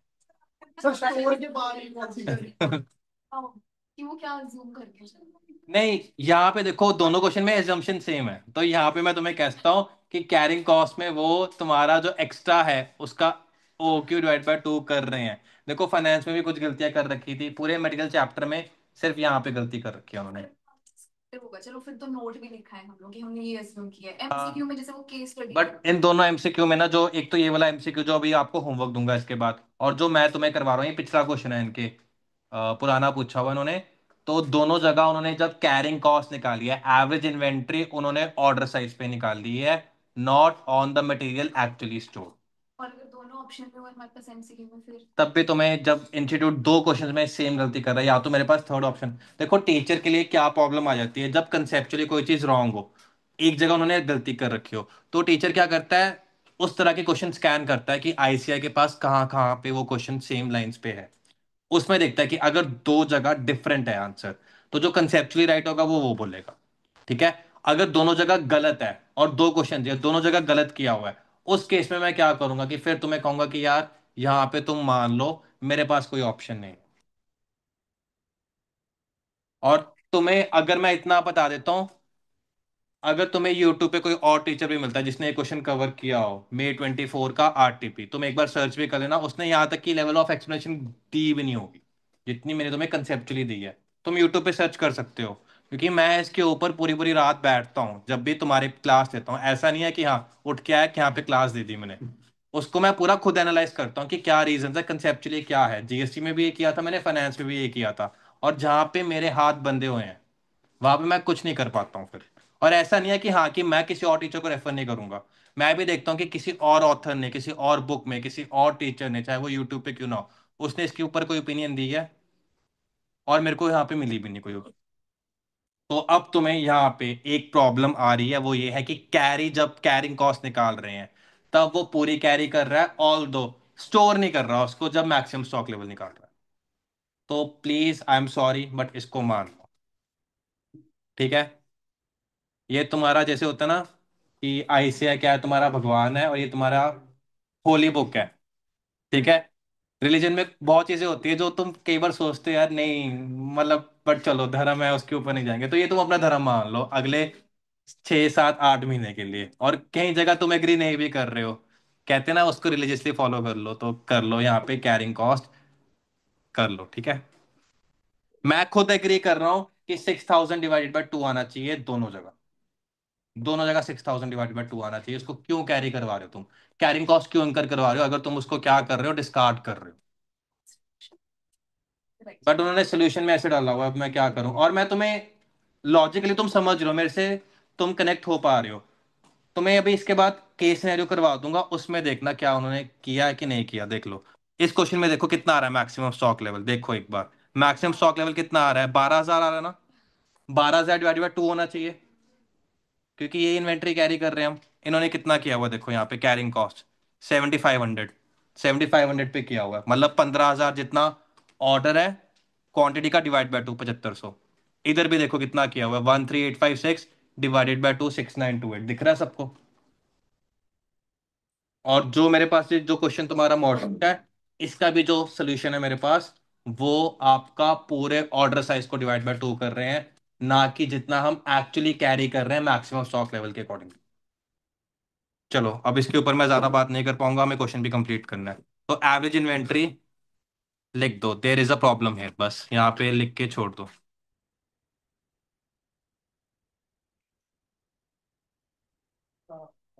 We will ignore.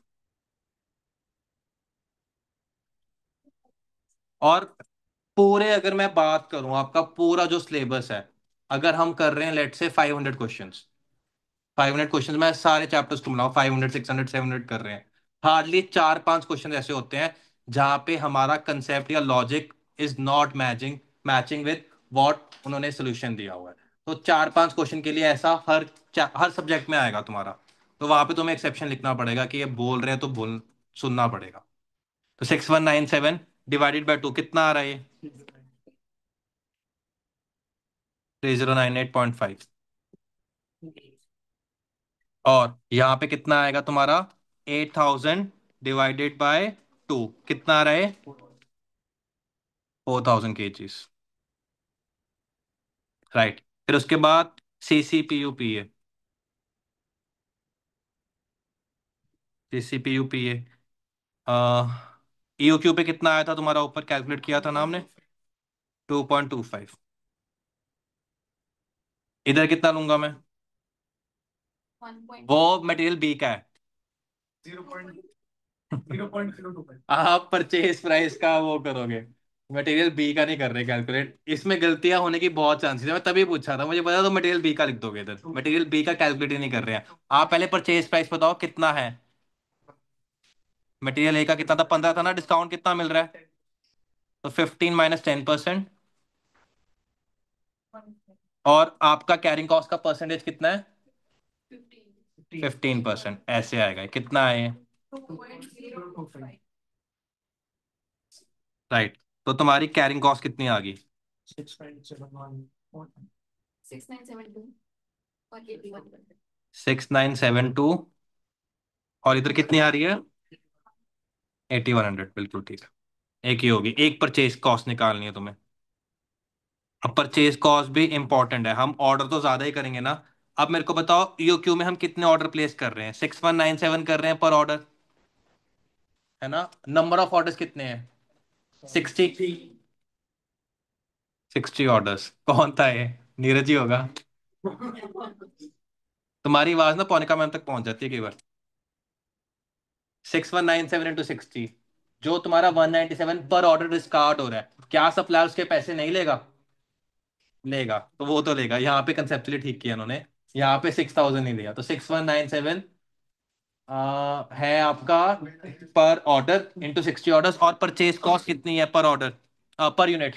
15। तो बताओ कितना है ये? 7730। राइट। इधर कितना आएगा तुम्हारा? 8000 इंटू 60 ऑर्डर्स इंटू, यहाँ पे परचेज प्राइस कितनी आ रही है? 15 - 10%, 13.5। 64,80,000। तो तुम्हारा परचेज कॉस्ट भी आ गया। अब तुम PC plus OC plus CC निकाल दो, total cost. Purchase cost plus carrying cost plus ordering cost. तो बताओ तुम्हारा कितना आ रहा है? Purchase cost this plus 7200 plus 6972 कितना आ रहा है? On YouTube, 64,95 300। 64। 95,300। और इधर कितना आ रहा है? 55,99,470। ठीक है, यही है। राइट। तो तुम्हें कौन सा बेटर है, ईओक्यू की नॉन ईओक्यू? ईओक्यू। तो कंक्लूजन, कंक्लूजन दोगे? Order should be placed as per EOQ. देखो ऑब्वियस सी बात है, जब हम 8000 कर रहे हैं तो देखो कितने यूनिट्स वेस्ट हो रहे हैं, 2000 वेस्ट हो रहे हैं ना पर ऑर्डर। 2000 वेस्ट हो रहे हैं, उनकी नाजायज कॉस्ट एक्स्ट्रा बियर कर रहे हो, चाहे 10% सप्लायर डिस्काउंट भी दे रहा हो। तो ईओक्यू क्या पास पड़ रहा है आपका? ईओक्यू आपका क्या मैक्सिमम स्टॉक लेवल के पास आ रहा है कि हाँ जितना आप एक टाइम पे स्टोर कर सकते हो? तो आपका ईओक्यू पे आंसर ठीक आएगा। ठीक है, तो 6197 हम करेंगे as savings of rupees 9 lakh.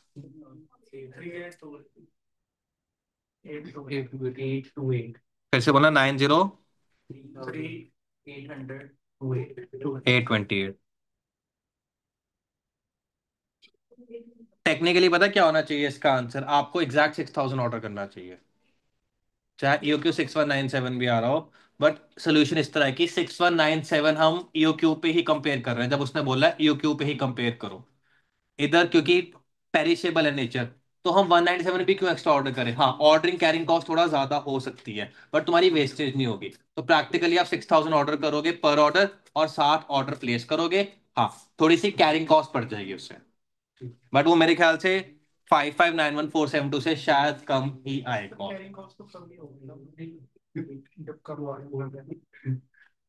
हाँ, कैरिंग कॉस्ट भी बल्कि कम हो जाएगी, कैरिंग कॉस्ट भी, क्योंकि आप उसको कैरी ही नहीं करोगे ज्यादा। ऑर्डर कॉस्ट हो जाएगी। ऑर्डर कॉस्ट तो सेम रहने वाली है, नंबर ऑफ ऑर्डर्स तो सेम ही रहने वाले हैं। लेके चलते हैं। 6,000 और वो सब कुछ अगर हम 69 बस 6197 6197 कर रहे हैं तभी कितने ऑर्डर प्लेस कर रहे हो? तब भी 60 करने पड़े, 6000 भी करोगे तब भी ऑर्डर कितने प्लेस करोगे? 60। तो प्रैक्टिकली अगर बात करूं, अगर असल में तुम ये कैलकुलेशन कर रहे हो, तब तो तुम ऑब्वियस है कि 6000 ही करोगे। कोई भी बिजनेसमैन 6000 ऑर्डर साइज करेगा और 60 ऑर्डर प्लेस करेगा, एक्स्ट्रा कभी ऑर्डर ही नहीं करेगा। क्लियर है सबको? राइट। एक हमने नोट लिखना था।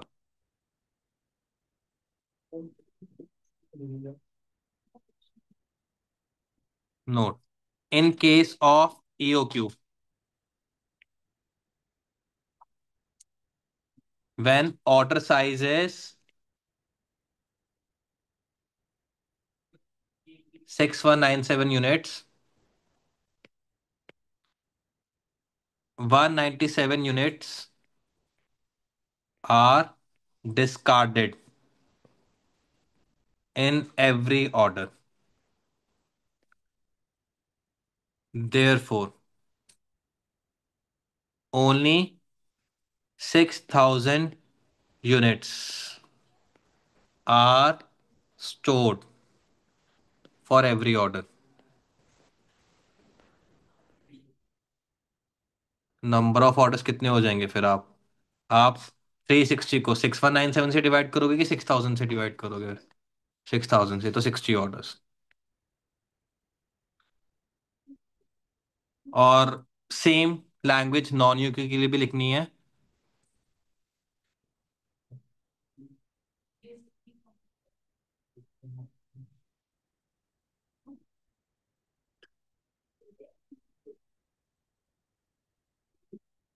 अब in case of non UQ, यहाँ पे इसको चेंज करके लिख दो non UQ. When order size is 8000, कितने डिस्कार्ड हो रहे हैं? 2000 डिस्कार्ड हो रहे हैं। तो फिर तब भी आपका नंबर ऑफ ऑर्डर्स कितने हो जाएंगे? 60 हो जाएंगे।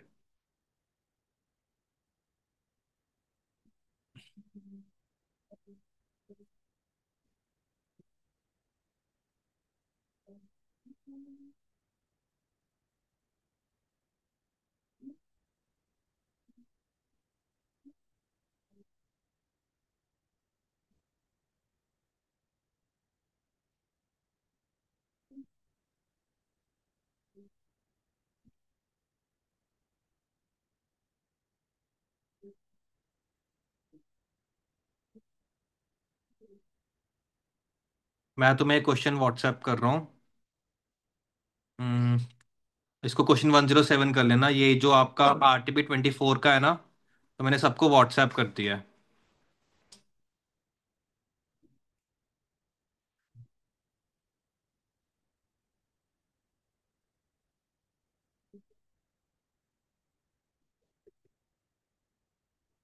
आ गया सबके पास? व्हाट्सएप खोलो अपना। तो इस क्वेश्चन को मैं रीड कर रहा हूँ। अब ये हम MCQ, सेम क्वेश्चन MCQ में करेंगे और आपने आंसर देना है इसका।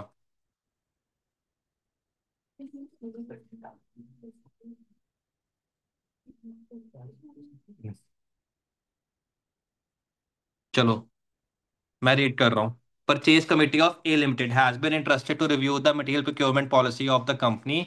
Chief marketing manager has apprise the committee. अब पूरी कहानी सुना रहा है। Company at present produces single product X, और रॉ मटेरियल ए और बी लगता है in the ratio of 3:2। Input output ratio के input input ratio, input input ratio. Material A की नेचर क्या है? पेरिशेबल। कितने डेज में आता है? To be used within 10 days from the goods receive note. GRN याद है तुम्हें? मटेरियल प्रोक्योरमेंट में किया हुआ है? नहीं याद, कोई ना। हाँ कि मतलब कि जो गुड्स रिसीव हो जो गुड्स रिसीव करते हैं बाकी गुड्स रिजेक्ट होते हैं। जब बंटी ट्रक के ऊपर चढ़ता था, दिखाऊं? मैं लिखवाया हुआ है, दिखाऊं? नहीं? ठीक है, करवाया हुआ है। राइट। उसके बाद material be on the other hand, नहीं मटेरियल ए का, हाँ, टाइम कितना लगता है? 1 to 2 days। मटेरियल बी का कितना लगता है? 2 to 4 days। Purchase price raw material A और बी का कितना दिया है? 30 and 44 respectively, exclusive of taxes. Cost of placing an order is 1200। Carrying cost material A का है 15%, मटेरियल बी का है 5%। काफी फिगर सेम है, काफी बीच में लेकिन फर्क भी है। एट प्रेजेंट मटेरियल ए कितना लॉट साइज में परचेज हो रहा है? तो ये आप यूज करोगे ROQ। ठीक है, in maximum stock level, EOQ मत लेना। और कितना परसेंट डिस्काउंट मिलता है? 10%। जीएसटी कितना है applicable for both the material, और दोनों का क्रेडिट अवेलेबल है। तो क्या ये 18% का कोई यूज है? कोई यूज नहीं है इसमें। आपका परचेज प्राइस गिवन है 30 एंड 44 रिस्पेक्टिवली। क्लियर है सबको? अब सेल्स डिपार्टमेंट ने एस्टिमेट किया कि हम जनवरी में कितना केजी बेचते हैं, 30,000, एंड पूरे साल सेम रहने वाला है। तो आउटपुट का कितना है? 3,60,000। ठीक है, 360। अब रेशियो इनपुट आउटपुट की कितनी है? 5:3। कंपनी 25 दिन काम करती है, तो साल में 300 दिन हो गए। अब आपको पहला आंसर देना है, what would be the quantity of material to be requisition for both material A and B. तो तुम्हें क्या निकालने को कह रहा है ये? जैन मंथ के लिए, कि हमें कितना रॉ मटेरियल चाहिए। एडी नहीं निकालने को कह रहा है ये। ध्यान से करेक्ट आंसर बताओ मुझे। करो कैलकुलेट। कितना आ रहा है? 30/20 डी। किसी का 30/20 ना आ रहा हो, हैंड रेस करो। किसी को नहीं आता हो सॉल्व करना, मैंने आपको क्वेश्चन भेजा हुआ है, एंड ऑनेस्टली हैंड रेस करना, तभी कराऊंगा मैं। आ रहा है पीछे, बताओ शेरी। आपको आया है कि नहीं आया? 30/20 आया आंसर? अमन आया है कि नहीं आया, सच्ची बताना। नहीं हो रहा सॉल्व? करना है कि नहीं करना अभी? करो। तो बताओ। इधर ज्योति, और क्या नेम्स है आपके? अदिति, आया आंसर?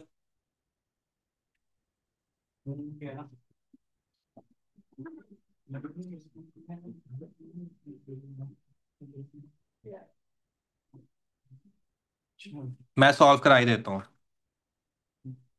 बाकी फिर अगली क्लास में करेंगे। जो इसका अगला क्वेश्चन होगा वो मैंने सोचा था, बट टाइम नहीं बचना। आपका एक क्वेश्चन नंबर 107 है। आपकी मॉड्यूल्स में नहीं है, तो इसके साथ लिख लो May 24 RTP, और लिख लो क्वेश्चन इन व्हाट्सएप, लिख लो अगर ज्यादा है। डेट भी लिखनी है, डेट भी लिख लो। क्या डेट है आज? 28 है। राइट, तो पहला पार्ट, MCQ 1। आपकी मंथली रिक्वायरमेंट कितनी है, या मंथली प्रोडक्शन कितनी है बताओ? 30,000। इनपुट कितना चाहिए इसके लिए? इनपुट रिक्वायर्ड, इनपुट रिक्वायर्ड है 30,000। इनटू क्या रेशियो है इनपुट आउटपुट की, बताओ पंकज? 5:3। तो बताओ, इंटू 5/3 होगा, 3/5 होगा? 5/3। तो 50,000 kgs चाहिए अपने को। राइट, इसमें रॉ मटेरियल ए कितना, रॉ मटेरियल बी कितना? रेशियो है 3:2। ये 30,000 हो गया, और ये 20,000 हो गया। तो बताओ, सबको क्लियर है? करेक्ट ऑप्शन क्या हुई? डी हुई। क्लियर है अब अमन? Correct option D. तो 2 नंबर के लिए मारा है कुछ, इजी है। अगला, ईओ क्यों निकालना है? Both material A and B. ठीक है, ए है। अब AD, OC, CC निकालो। क्वेश्चन है सबके पास व्हाट्सएप पे? करो। ये ए है।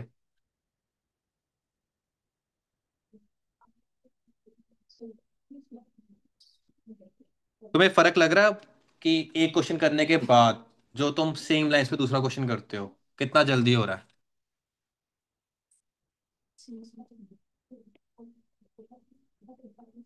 रॉ मटेरियल ए, 2 इंटू एनुअल डिमांड कितनी है तुम्हारी? एनुअल डिमांड है इसकी 30,000 इंटू 12,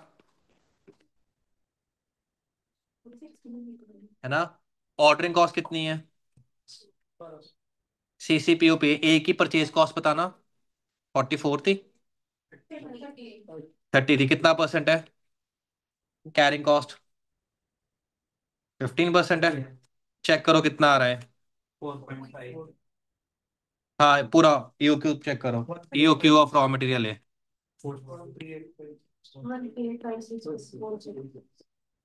मैं थोड़ा फास्ट करा रहा हूँ, आई होप सबको हो रहा है। ऐसे ही रॉ मटेरियल भी वैसे देखना, इससे क्या हमारा सॉल्व हो गया कि कहीं और 13856 कहीं गिवन ही नहीं है।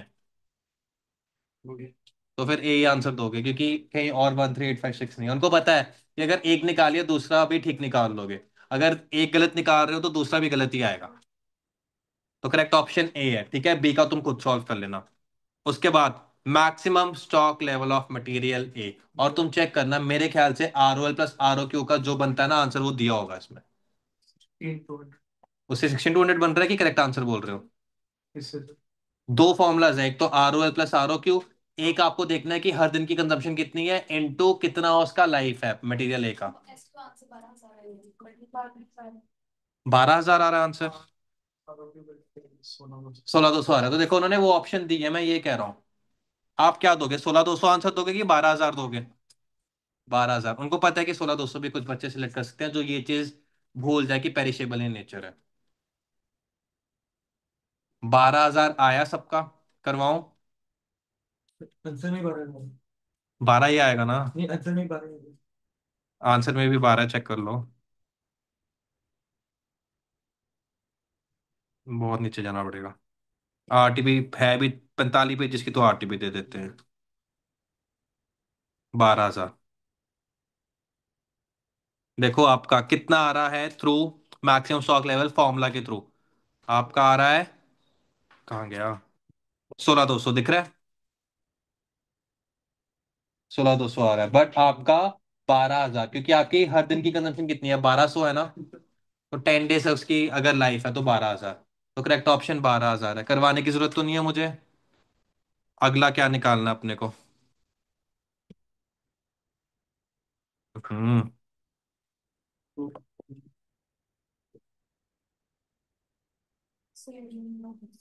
फोर्थ निकालना है, savings in material A. Savings निकालो, अब वही है ईओक्यू वर्सेस नॉन ईओक्यू। करना है कि होमवर्क? होमवर्क। और एक और चीज एक्स्ट्रा है इसमें, minimum stock level for material A. Minimum stock level का फॉर्मूला क्या बनेगा मिनिमम स्टॉक लेवल का आपका? R O L minus average into average. तो एवरेज तो इसमें है नहीं है, यूनिफॉर्म ही है, तो कंजम्पशन इंटू आपका average lead time. Average lead time बताओ तो कितना लोगे? आपका डेज कहाँ पे है? 1.5 डेज लोगे, तो ये आपका है। एक छोटा सा कंसेप्ट करा रहा हूँ, 3 मिनट्स का है, ठीक है, क्वेश्चन इसका बाद में कल कराऊंगा। बहुत छोटा कंसेप्ट है, कुछ भी नहीं, तुम्हें बस बोलना है, कुछ लिखने की जरूरत नहीं है अब। ठीक है, बस मैं तुमसे एक क्वेश्चन पूछना चाहूंगा।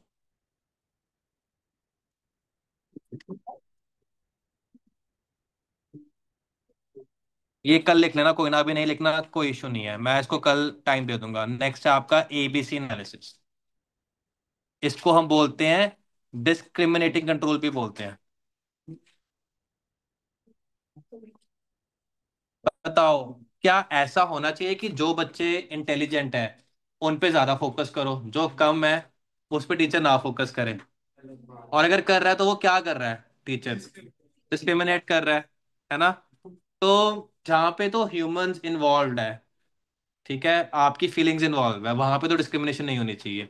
बट क्या रॉ मटेरियल की कोई ऐसी फीलिंग्स होती है, उसको डिस्क्रिमिनेट कर सकते हैं कि नहीं कर सकते हैं? कर सकते हैं, राइट। तो देखो आपके तीन पार्ट्स में डिवाइड कर देंगे हम रॉ मटेरियल को। एक तरह का रॉ मटेरियल पड़ा बंटे के पास कि हर डिफरेंट टाइप का रॉ मटेरियल पड़ा है, डिफरेंट टाइप का रॉ मटेरियल पड़ा है। एक कैटेगरी बनेगी ए, एक बनेगी बी, एक बनेगी सी, ठीक है। ए की वैल्यू होगी, जो भी टोटल वैल्यू है एबीसी को मिला के, एक कल्ला 70% वैल्यू टर्म्स में होगा, बी लेट से 20% होगा, सी लेट से 10% होगा, ठीक है। और क्वांटिटी ए की कितनी होगी? 10%, बी की 20%, सी की कितनी होगी? 70%। वैल्यू 100% टोटल बन गई, क्वांटिटी 100% टोटल बन गई। इसको मैं समझाने के लिए एक एग्जांपल लेता हूं। सपोज आपके पास एक टाटा का शोरूम है, ठीक है, उसमें आपने कौन सी कार्स रखी है? टाटा की रखोगे ना, महिंद्रा की थोड़ा रखोगे। तो टाटा की कार्स रखी हुई है, तो तुम्हारे पास उसके अंदर एक जैगवार खड़ी है। वाह, कितने की? ₹70 लाख की, लेट से। थोड़ी अब एग्जाम्पल के लिए 70 लाख की बनानी पड़ी, 1 करोड़ की नहीं, ठीक है। और दो नेक्सॉन पड़ी है, ठीक है, एंड 10 लाख ईच। तो टोटल कितनी नेक्सॉन की वैल्यू होगी? 20 लाख। और तुम्हारे पास पड़ी है 7 नैनोस, 1.42 लाख के अराउंड ईच। टोटल 10 लाख बन रहा है। 1.42 कुछ आएगा, अराउंड 10 लाख बनेगा। अब इस शोरूम में लगी आग। मैं तो 7 नैनो को बचाना चाहिए ना, 7 है वो। तो 7 नैनो को बचाओ यार, 7 है वो, देखो। नहीं, 7 को बचाओ। किसको बचाओगे आग से? क्यों जाओ, एक ही तो है यार। वैल्यू ज्यादा है तो इस करके क्या डिस्क्रिमिनेट करना पड़ जाता है कई बार। यस, तो हमें क्या करना पड़ेगा? डिस्क्रिमिनेट करने के लिए पहले फाइंड आउट भी तो करना पड़ेगा ना, कि कौन सा जैगवार है, कौन सा नेक्सॉन है, कौन सा नैनो है। तो ये बंटी करेगा कल। ठीक है, डिस्क्रिमिनेट करेगा। तो ये कल का कंसेप्ट है। ये मैं कल लिखवा दूंगा। ठीक है पंकज। ऑनलाइन सबको क्लियर है? जितना भी किया आज थम्स अप करो।